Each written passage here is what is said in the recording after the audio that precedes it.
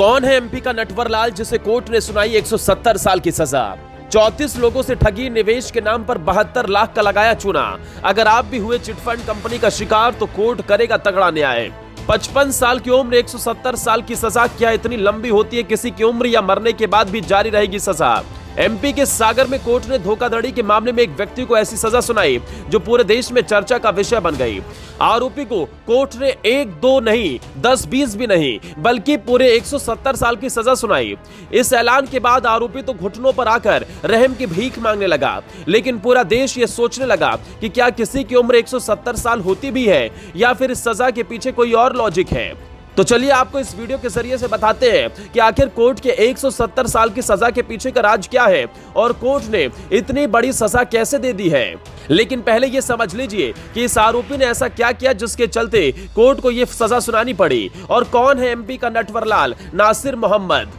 अक्सर आप सुनते होंगे कि चिटफंड कंपनी ने लोगों के निवेश के नाम पर मोटे मुनाफे का वादा किया और उसके बाद पैसे लेकर फरार हो गए। ऐसा ही कुछ यहां पर भी हुआ। नासिर मोहम्मद, जो कि गुजरात का रहने वाला है, उसने सागर के लोगों से कहा था कि वो गांव में एक कपड़ा फैक्ट्री खोलना चाहता है, इसमें जो भी पैसा देगा उसे काफी फायदा होगा। इसी झांसे में आकर लोगों ने पैसे दे दिए थे।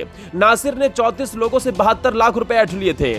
नासिर ने सागर में एक किराए पर मकान भी लिया था और खुद को कपड़ा फैक्ट्री मालिक बताता था। उसने लोगों से कहा था कि उसकी वियतनाम, दुबई, कंबोडिया में कपड़े की फैक्ट्री है, और इसी झांसे में आकर लोगों ने उसे पैसे दे दिए। लेकिन उसके बाद जब लोगों ने उससे पैसे मांगे तो वो ताला लगाकर फरार हो गया। ठगी का शिकार हुए लोगों के मुताबिक गांव में गुजरात के तापी का रहने वाला नासिर मोहम्मद आया। उसने लोगों से मेल जोल बढ़ाया और बताया कि मैंने गुजरात में अपना एक बंगला 85 लाख रुपए का बेचा है, उसकी रकम आनी बाकी है। मैं उन रुपयों से भैंसा गांव में एक गारमेंट्स फैक्ट्री शुरू करने वाला हूं, लेकिन आरबीआई ने टैक्सेशन के नाम पर मेरी रकम होल्ड कर दी है। भरोसा जताने के लिए उसने अपने बैंक की पासबुक में रकम की एंट्री भी बताई, मोबाइल में SMS भी दिखाया। इसके बाद फिर धीरे धीरे कर लोगों को फैक्ट्री में पार्टनर बनाने का झांसा दिया।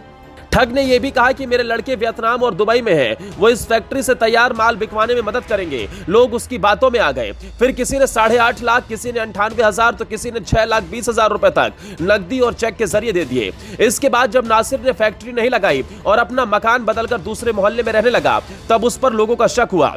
फिर एक पीड़ित ने उस पर रकम वापस करने के लिए दबाव बनाया तो वो रातों रात अपनी कार में पूरे परिवार के साथ भाग गया।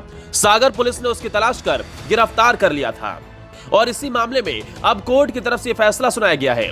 यह केस साल 2021 से कोर्ट में चल रहा था। धोखाधड़ी के मामले में कोर्ट ने दोषी को 5 साल की सजा सुनाई। कुल 34 लोग धोखाधड़ी के शिकार हुए थे, इसलिए हर मामले की सजा अलग से सुनाई गई।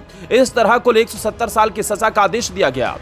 इसी के साथ कोर्ट ने 34 लाख रुपए का जुर्माना भी लगाया। कोर्ट ने धारा 420 के तहत आरोपी को सजा सुनाई। हालांकि इसमें 170 साल की सजा सिर्फ एक मामले में नहीं, बल्कि 34 व्यक्तियों के साथ हुई धोखाधड़ी के मामले में 34 लोगों की शिकायत पर 5-5 साल की सजा सुनाई गई, जिसके चलते ये सजा 170 साल की हो गई।